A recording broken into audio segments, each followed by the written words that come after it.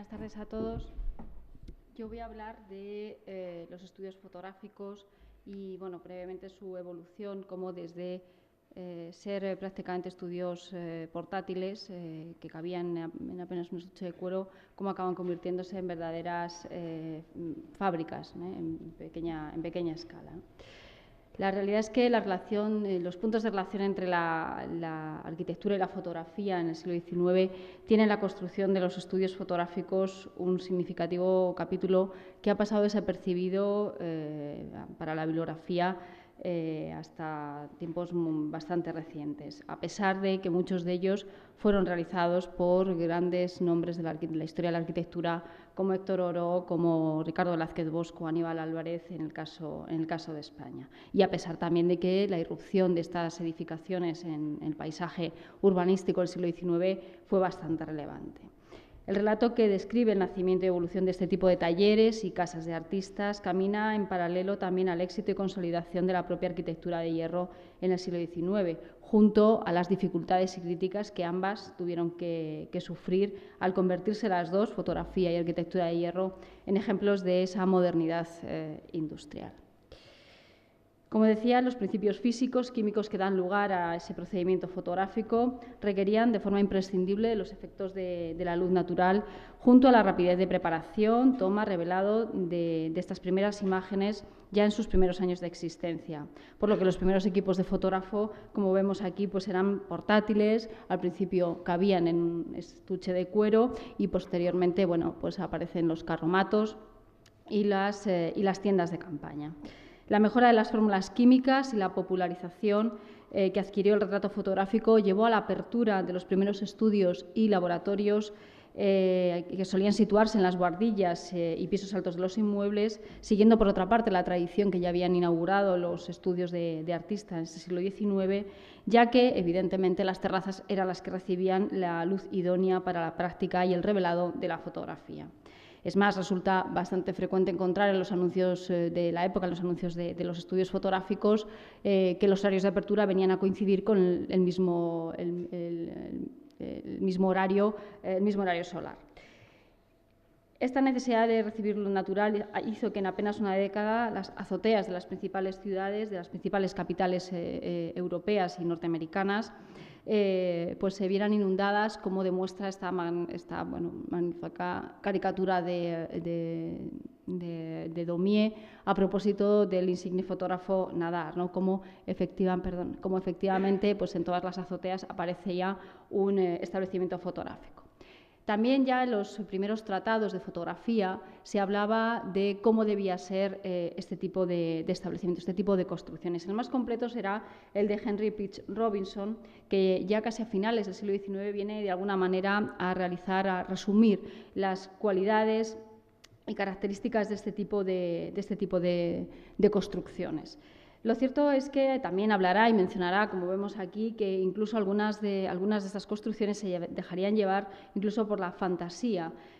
por parte de aquellos fotógrafos que quisieron destacar en su arte en función del carácter mágico que tenía la fotografía o incluso de la evocación de espacios románticos, como por ejemplo ocurrirá en el estudio de Garzón que abrirá en Granada. De todos los diseños que se plantearon y que resume Robinson en su tratado, fundamentalmente se decantaban los fotógrafos y los arquitectos que realizaban este tipo de establecimientos por las soluciones más económicas, siendo la forma de terraza o colgadizo y la de copete las más frecuentes. La de terraza será la que mayor alcance tenga, mayor difusión, porque se entendía que era especialmente adecuado para pequeños estudios que no solían tener más de 11 o 12 pies de ancho. Para la construcción era necesario tener el techo completamente de cristal y las dimensiones mínimas idóneas nunca debían ser inferior a 8 metros de altura. La forma de copete será la elegida por la mayoría de fotógrafos especializados sobre todo en retrato, y las dimensiones dadas por Robinson establecía que el tamaño de la habitación debía tener unos 30 metros de largo por 17 de ancho, recibiendo la luz directa de una claraboya situada en forma inclinada en dirección de la longitud de la habitación, y no como la utilizaba en el estudio de terraza, que estaba situada en dirección transversal. Lógicamente, todo esto tenía que ver con los tiempos de exposición, con los tiempos que se tardarían en hacer los retratos, ¿no? En un segundo capítulo de este libro, de este tratado de Robinson, describiría el estudio ideal siempre ubicado en la terraza del edificio y basándose en la experiencia que era mejor el principio de exclusión de la luz directa y trabajar con una luz difusa, estableciendo que el ángulo también de la claraboya debía tener entre 35 y 45 grados. El tipo de vidrio para el acristalamiento de la claraboya debía ser de un vidrio plano ordinario, ya que era mucho más barato, además de no amarillear como algunas otras marcas de vidrio, indicaba Robinson en su tratado. Junto a la pormenorizada descripción de procedimientos químicos, su formulación y empleo, los tratados técnicos para fotógrafos comenzaron a incluir un capítulo fundamental, el dedicado a los estudios, fundamentalmente, insisto, los destinados a retrato, pero que con el tiempo se acabarían convirtiendo pues, en lugares de visita, en verdaderas casas de artista, en templos del arte, como Solá los definiría, lugares donde retratarse y donde retratar. Bien. En 1855, el Semanario de la Ilustración daba noticia de la apertura del estudio de Gustave Legret en el número 35 del Boulevard des Capucins de París y publicaba un pequeño artículo donde describía las habitaciones, la decoración y hablaba e insistía siempre en esa importancia de la luz natural y de cómo el maestro fotógrafo, en este caso Legret, era también un maestro, decía, un diligente obrero que dirige su trabajo diario desde el amanecer, siempre vinculado de nuevo a la luz natural. A partir de 1857, este estudio Legret será ocupado por Nadar y fue en aquel momento descrito de nuevo, esta vez por Théophile Gautier, en un artículo que no llegaría a ver la luz, pero en el que el escritor francés hablaría de un palacio de la fotografía, en el que además estudiaría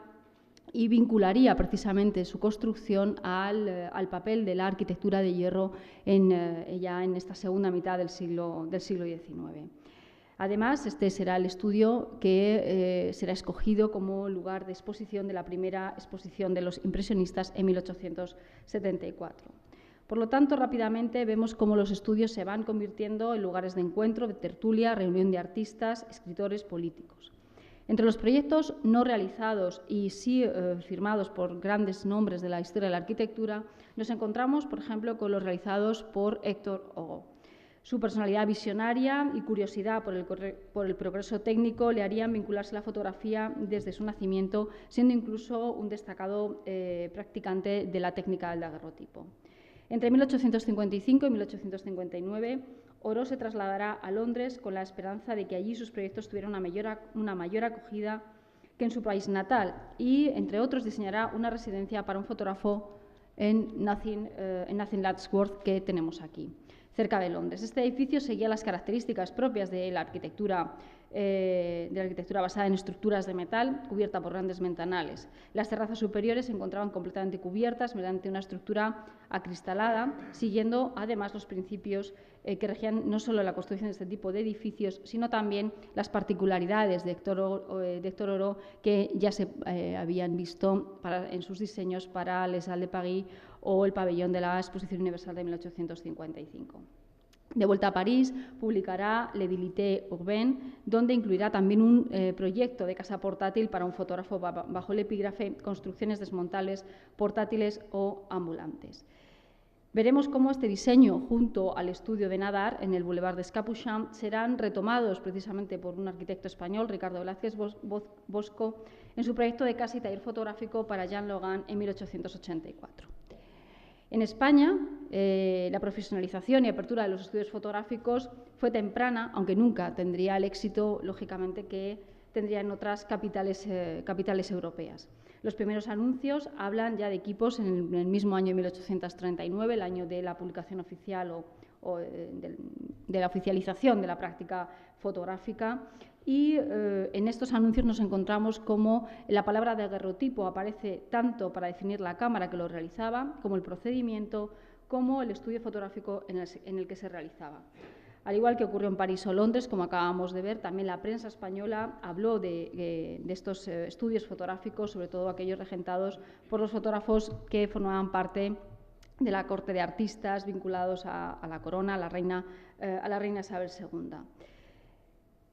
El diario La Esperanza, por ejemplo, hablará precisamente de este estudio de los hermanos Alonso Martínez, especializados en retrato y abierto La Puerta del Sol. Tras, de nuevo, al igual que ocurría en las publicaciones de la Ilustración, como acabamos de ver, pues el artista fue describiendo pormenorizadamente cada una de las estancias y de las características de esta edificación, ¿no? Las primeras peticiones oficiales, en las que también aparecen célebres arquitectos españoles, las encontramos en el Archivo de Villa de Madrid, en torno a 1882, que datan precisamente dos solicitudes para construir estructuras acristaladas para servir de estudio fotográfico. El 7 de noviembre, Julián Gómez solicitaba una autorización para establecer una fotografía, que también era el nombre que definían estos espacios, en la casa número 15 de la carrera de San Jerónimo, incluyendo toda una memoria de construcción firmada por el arquitecto Fernando Coello. En la segunda petición de ese año fue realizada por Francisco Barrigón y Corchado para cubrir la azotea del cuarto tercero de la citada casa en la calle Ballesta con una galería de madera, cristal y zinc para hacer en ella trabajos de fotografía y cumpliendo con lo prevenido en las ordenanzas municipales, lo que nos indica también de una regularización por parte de los ayuntamientos sobre este tipo de construcciones. Y el proyecto, en este caso, estaba firmado por el arquitecto académico Manuel Alíbar Álvarez. Las necesidades y complejidad del estudio del fotógrafo obligó a profundas transformaciones o a la adaptación en función de la estructura original de los inmuebles, al igual que se hacía en el resto de Europa. Y la construcción de edificios nuevos destinados a establecimientos fotográficos fueron muy contados en el siglo XIX, siendo uno de estos ejemplos casi único en pie el proyectado y construido por Ricardo Velázquez Bosco para la firma Jean Laurent entre 1884 y 1886. La fama y el auge comercial del negocio de Jean Laurent le llevó a pensar en trasladarse desde el estudio original situado en la carrera de San Jerónimo, que acabamos de ver, al por entonces recién ampliado barrio de Pacífico, abriendo un establecimiento en el que pudiera atender tanto el negocio de retratos como el de la edición de postales, álbumes y reproducciones fototípicas que requerían de maquinarias específicas y voluminosos. Hoy convertido en colegio de enseñanza primaria, situado en la calle de Granada, esquina de Narciso Serra, fue descrito pormenorizadamente también en la memoria descriptiva del testamento de Jean Laurent. Ricardo Velázquez Bosco, catedrático de la Escuela de Arquitectura, miembro también de la Real Academia de Bellas Artes, comenzaba a despuntar en aquellos momentos en la arquitectura madrileña. Y también como el fotógrafo de origen francés Jean Laurent. Además de la descripción externa del establecimiento del propio arquitecto, también contamos con la interna realizada en esta escritura. En ella se realiza un inventario de todas las fotografías, máquinas, materiales fotográficos y enseres incluidos en el contrato, descritos habitación por habitación, y que son la única descripción existente de un establecimiento fotográfico en España del siglo XIX, de la importancia de este estudio Laurent. Al contemplar el resultado del proyecto de Ricardo Velázquez Bosco, se hacen evidentes las influencias de la casa portátil para un fotógrafo realizada por Héctor Oró, también la del estudio de diseño anónimo para Nadar y el proyecto de Ricardo Velázquez Bosco, que evidentemente tanto el proyecto francés como los proyectos del francés como el estudio de Nadar debía conocerlos el arquitecto español.